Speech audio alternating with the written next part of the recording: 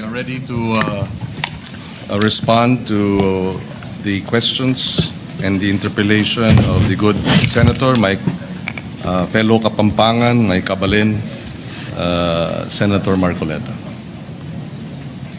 Thank you, Mr. President. I'd like to thank my colleague from the gentleman from Pampanga and Quezon City for having readily accepted questions from this representation. Mr. President, in the sponsorship speech of the Honorable Senator from Pampanga and Quezon City, he said that the resolution will signal our resolve to prevent China from claiming 500,000 square kilometers of our exclusive economic zone. I'd like to ask the gentleman, Mr. President, where did he get his data of 500,000 square kilometers?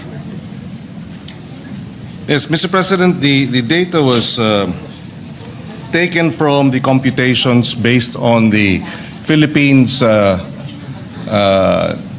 200 nautical miles exclusive economic zone, Mr. President, and juxtaposed with the claim of the of China in the 10-dash line, wherein about 90% of the West Philippine Sea, South China Sea, is being claimed by them.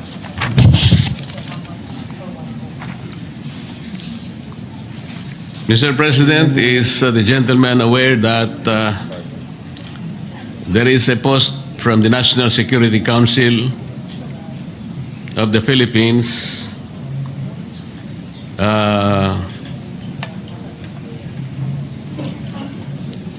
saying that our West Philippine Sea is approximately 381,000 square kilometers?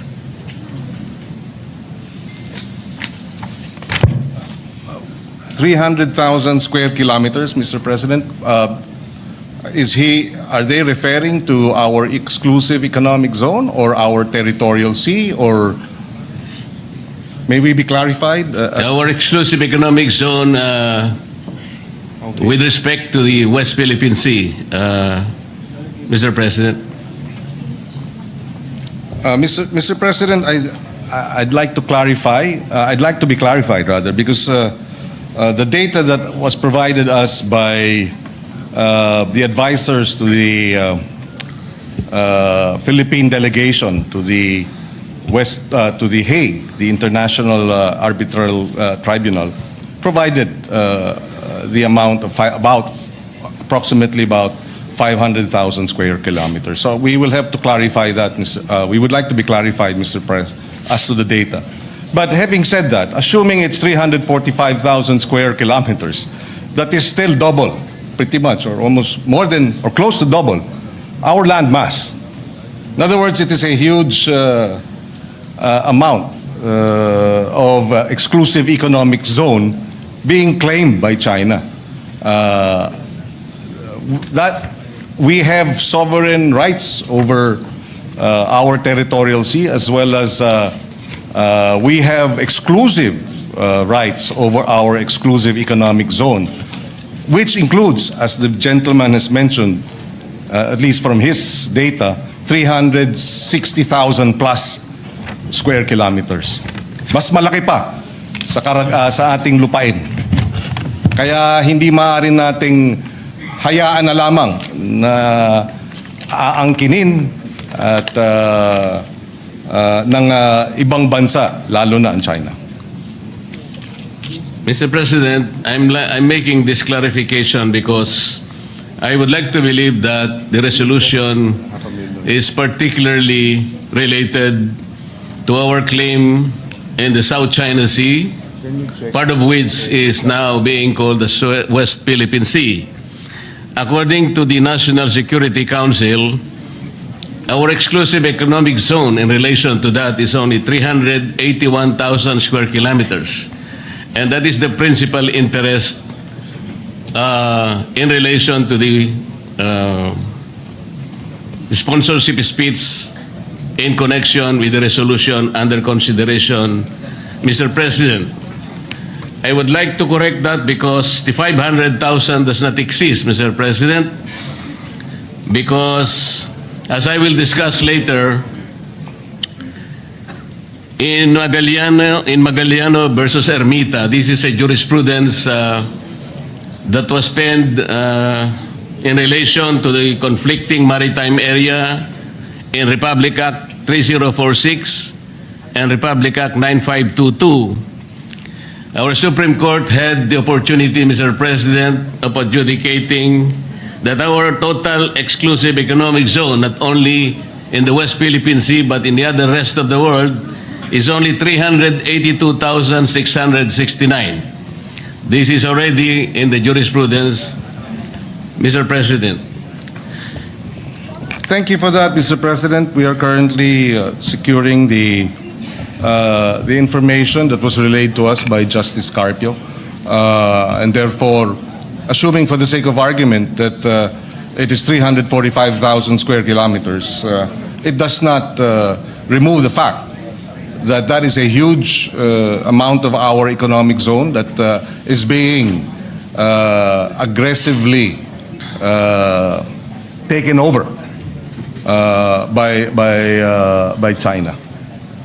The only reason, Mr. President, that I'm trying to specify the exact area of our exclusive economic zone, because the next question is, would the Honorable Senator agree that in law a claim to land or waters must be defined by metes and bounds?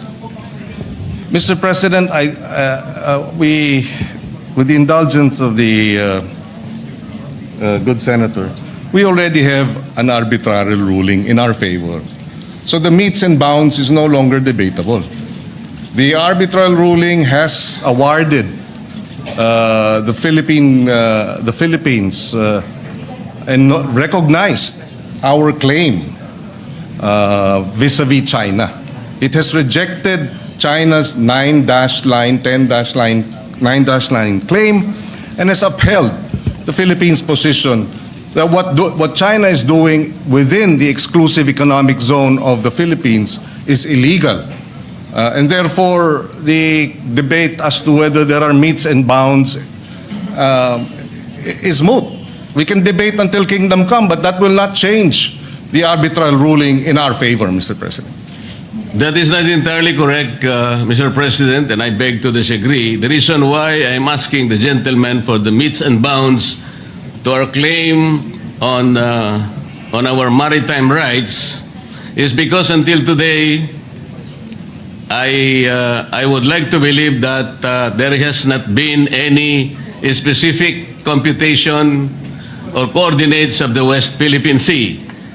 I'd like to ask if is the limit of our exclusive economic zone is specifically the 200 nautical miles from our archipelagic baseline, or is it provided under Administrative Order Number 29, the westernmost boundary of the Calayan Island Group, as defined under Presidential Decree 5096, or is it defined under Republic Act 9522 of 2009, or Republic Act number 12064 of 2024? The question, Mr. President, is very significant because we would like to specifically determine the extent of our West Philippine Sea. Because if we are unable to do that, baka mahirapan po tayong ipagtanggol hanggang saan ang sa atin. So can we at least have an answer? Mr. President, hindi na natin kailangang ipagtanggol ang nasa atin. Napagpasahan na ng International Arbitral Tribunal. There is nothing to defend.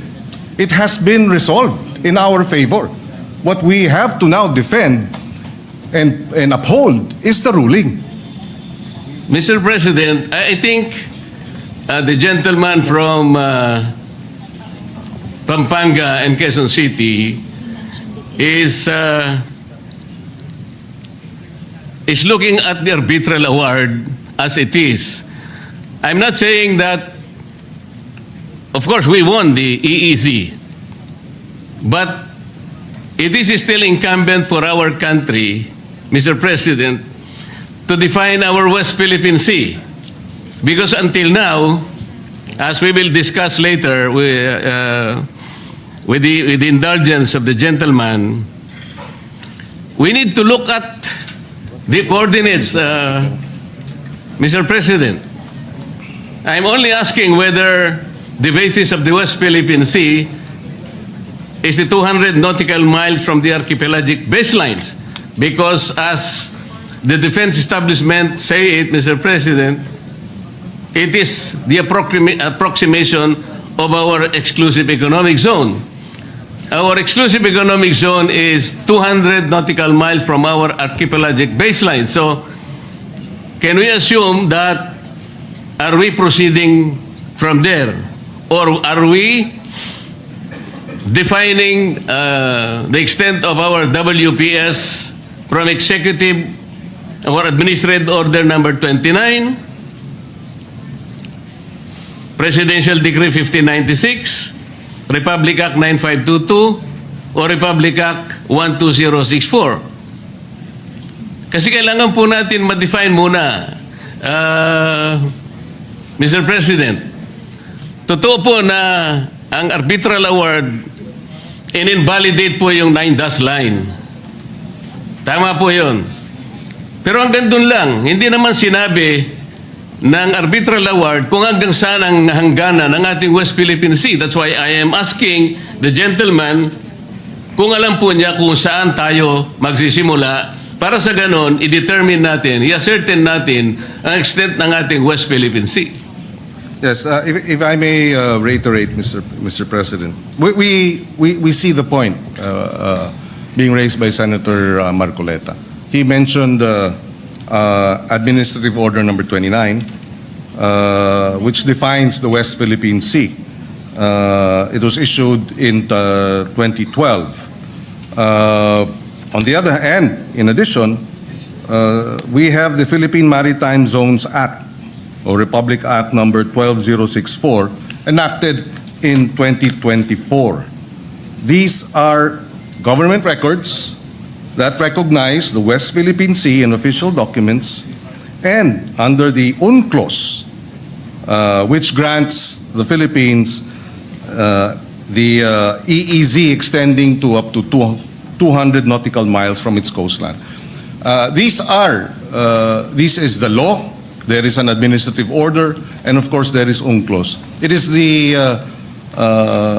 It is the position of this representation, Mr. President, that all three, UNCLOS, Administrative Order number 29, issued in 2012, and Republic Act 12064, enacted in 2024, are sufficient to be able to establish our exclusive economic zone as well as our territorial sea, Mr. President. So, Mr. President, if the answer is that Administrative Order number 29, which is the westernmost boundary of the Kalayaan Island Group, as defined under Presidential Decree 1596, is the very source of our determination of the West Philippine Sea, Together with, Mr. President, the Philippine Maritime Zones Act, taken in conjunction with. So it's the AO 29 as well as RA 12064, and finally UNCLOS.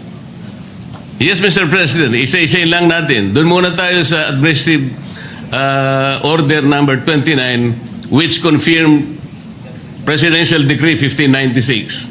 Mr. President, under PD 1596, President Marcos Sr. drew boundaries around certain features of this Spratly Island and called the enclosed area as Kalayaan Island Group. At that time, there was no exclusive economic zone yet under the UNCLOS. However, is the Honorable Senator aware that in 2016, the South China Sea Arbitral Tribunal declared the boundaries of the Kalayaan Island Group as contrary to the UN Convention of the Law of the Sea? Well, Mr. President, I'm not familiar with the particular findings, but that is, to me, again, immaterial in the context of the award of the International Tribunal. That will not be immaterial, Mr. President, with all due respect. Kasi nga po talagang sinisino natin, dinidetermine natin kung gagamitin po natin yung Presidential Decree 1596. Sabi po ng Arbitral Tribunal, contrary po yun sa UN Convention of the Law of the Sea. Basahin po ninyo yung Arbitral Award. Nandun po yun sa paragraphs 573 to paragraphs 576. Sabi po niya, China and the Philippines has no right to enclose the Spratly Islands with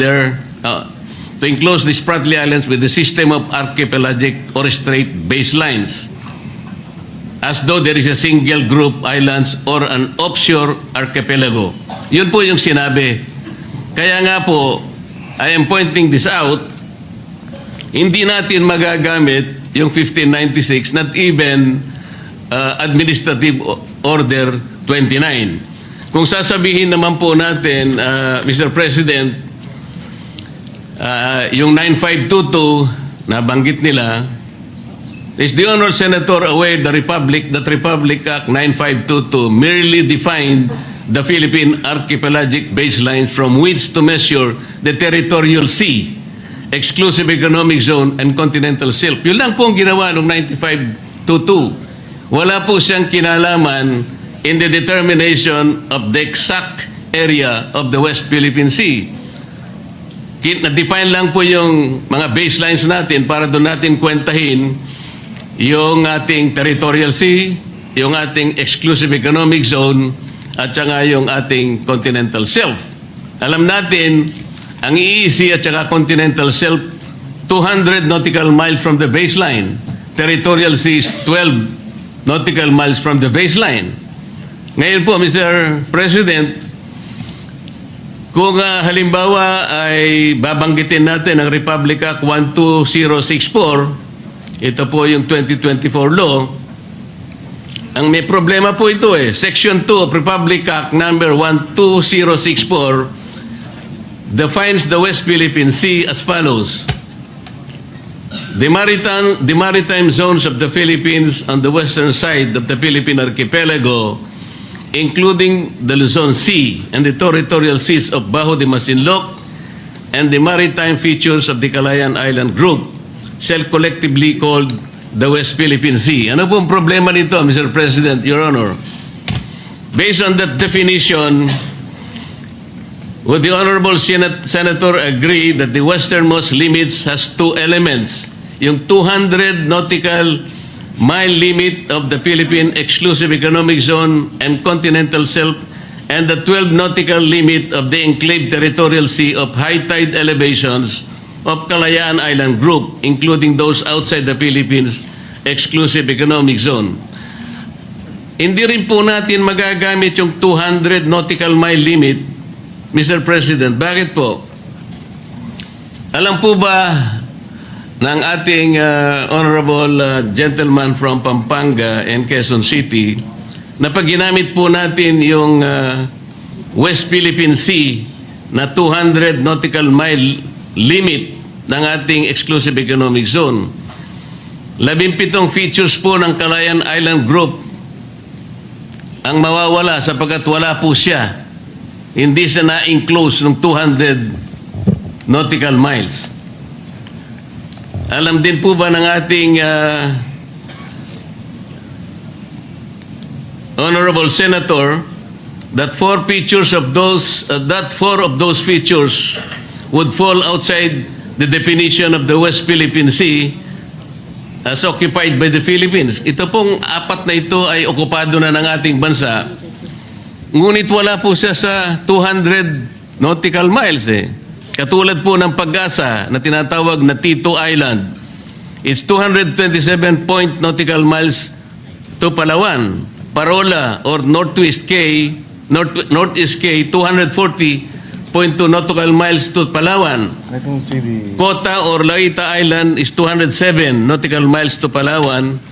And Lakiam K, 203.7 nautical miles to Palawan. Are you aware, Mr. President, that these features are separated by high seas? Ito pa po ang problema eh. Kaya po nagiging importante na kailangan po natin munang pag-aralan hanggang saan eksakto po ang coordinates ba ng ating West Philippine Sea. Dito po sa binabanggit nating mga batas sa ngayon, kung titingnan natin, hindi po natin sila magagamit, Mr. President. Kaya napakahirap po ngayon nating sagupain yung mga pananaw na parang may nag-aangkin ng atin pero hindi pa natin ma-define kung ano talaga yung atin. Kaya po dito ako nagsisimula, Mr. President. Mr. President, if I may be allowed, again, I don't see the point. Are we trying to say here that the arbitral ruling was erroneous, and therefore we should stop claiming what was awarded us? I don't see the logic, Mr. President. We were awarded by the arbitral tribunal. It is ours. Now, is the gentleman saying the tribunal was mistaken, and therefore what was awarded to us should not have been awarded to us because of these problematic, well, at least from the point of view of the good senator, problematic definition of what the West Philippine Sea is? I beg to disagree, Mr. President. Besides, the arbitral ruling did not touch on the issues being raised today by the good senator. And even if it did, assuming it did, hypothetically, we were still awarded, and we were our claim and our rights were recognized, and China's rights were rejected. Are we saying here now, Mr. President, that we have to go back to the arbitral ruling, to the tribunal, present a new definition of what constitutes West Philippine Sea so that they can amend or they can set aside the award? Please, I would appreciate being clarified. Let me clarify, Mr. President. Are we getting the impression that the West Philippine Sea was awarded to us by the arbitral tribunal on a silver platter? Sinabi po niya kung nasaan yung ating mga coordinates? Well, Mr. President, Tayo po ay merong entitlement sa 200... Again, Mr. President, assuming that these have to be defined, I think we can define that by Philippine law. Assuming, I'm without conceding that there is no definition because we believe it has been properly defined, and the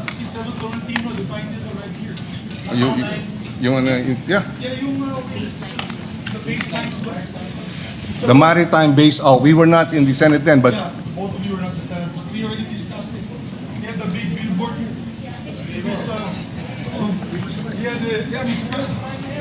Mr. President, may I, Mr. President? The majority leader With is indulgence to recognized. those who were With not the permission here. of course, Yes, with the permission of the two gentlemen. Senators Pangilinan and Rodante Mac. Yes, for the indulgence of our colleagues who were not here at the 19th Congress, namely Senator Pangilinan, yourself, Mr. President Pro Tempore, the Senate President, and Senator Marcoleta. We had a long discussion on the floor approving the baseline, Philippine Baseline Maritime Zones Act. Dalawang batas yung pinasa ni Senator Tolentino, who was also the majority leader at the time. And I can clearly recall he would always perform his explanation on the middle podium with a blackboard, whiteboard rather, with a map. Pinapakita niya, pure like a teacher, like a professor, showing the map of the Philippines and what it covers. So meron na po tayong approved and signed by the President a Republic Act on these two measures. It was the Philippine Baseline Law and the Philippine Archipelagic Sea Lanes. So maybe the two gentlemen can look into these two laws to see the exact coordinates that we approved as a law, as laws. This is Republic Act number 12065 and 12064.